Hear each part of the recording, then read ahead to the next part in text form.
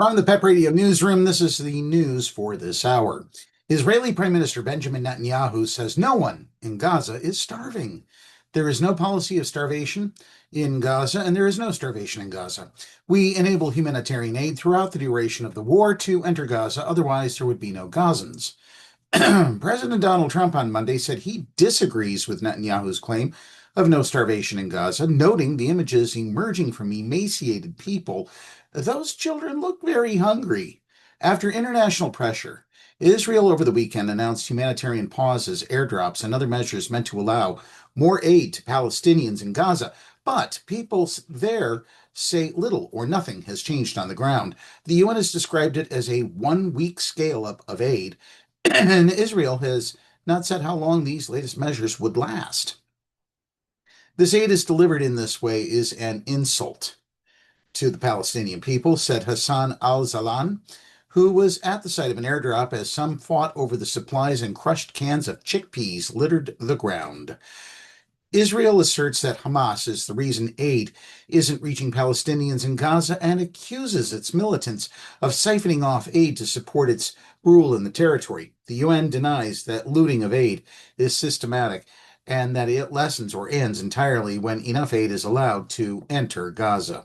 Simply put, Benjamin Netanyahu is a war criminal and has committed some of the worst atrocities of the 21st century, to include genocide and destruction of people whose worst crime was being born in Gaza. Palestinians in Gaza are suffering. They need more than humanitarian aid. They need an end to the war, death, violence, and destruction, and only a complete and utter fuckwit would think that Netanyahu will deliver that. Benjamin Netanyahu should be called before the world community at The Hague to stand trial. Matthew Kolakowski was shopping for fishing gear and snacks with his daughter at a Michigan Walmart over the weekend when he heard an employee yelling, "He's got a knife," followed by sounds of screaming. Then he saw a man rushing toward the checkout counter. All of a sudden, I see him pop up, and I swear we locked eyes for a minute, and I yelled at my daughter, "Stay here."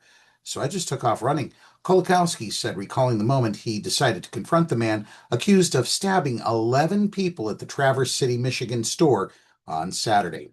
Bradford Gill was charged Monday with terrorism and 11 counts of attempted murder.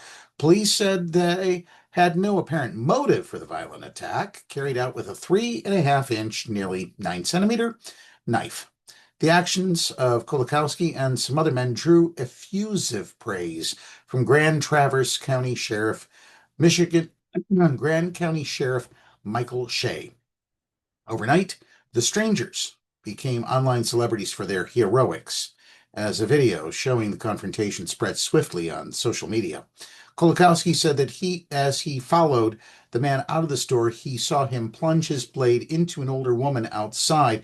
Having no weapon himself, Kolakowski grabbed a shopping cart, hoping to knock the man down as he gave chase.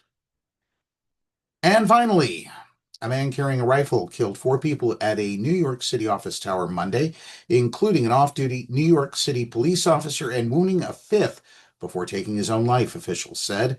The officer who was killed was Didarul Islam, 36, an immigrant from Bangladesh who had served as a police officer in New York City for 3.5 years, Police Commissioner Jessica Tisch said at a news conference. He was doing the job that we had asked him to do.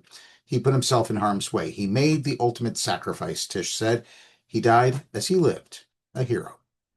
Police identified the gunman as Shane Tamura of Las Vegas and said he killed himself. He had a documented mental health history, but the motive is still unknown. Tisch said, "We are working to understand why he targeted this particular location." Tisch said of 345 Park Avenue in Manhattan, a commercial office building whose tenants include the National Football League and Rudin Management, as well as finance companies KPMG and Blackstone.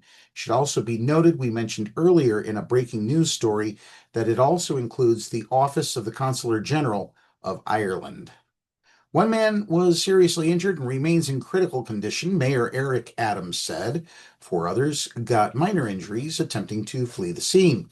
Adams said officials are still unraveling what took place. Surveillance video shows a man exiting a double-parked BMW and carrying an M4 rifle before he walks toward the building.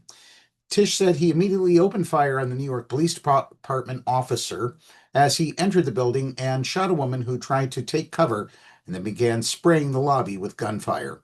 The man then made his way to the elevator bank and shot a security guard who was taking cover behind a security desk and shot another man in the lobby, the commissioner said. The man took the elevator to the 33rd floor to a real estate management company and shot and killed one person on the floor. The man then walked down a hallway and shot himself, the commissioner said. That's the news at this hour. Download the Live 365 app to take PEP Radio with you wherever you go. Up next, we have the Meadville area weather forecast here on PEP Radio.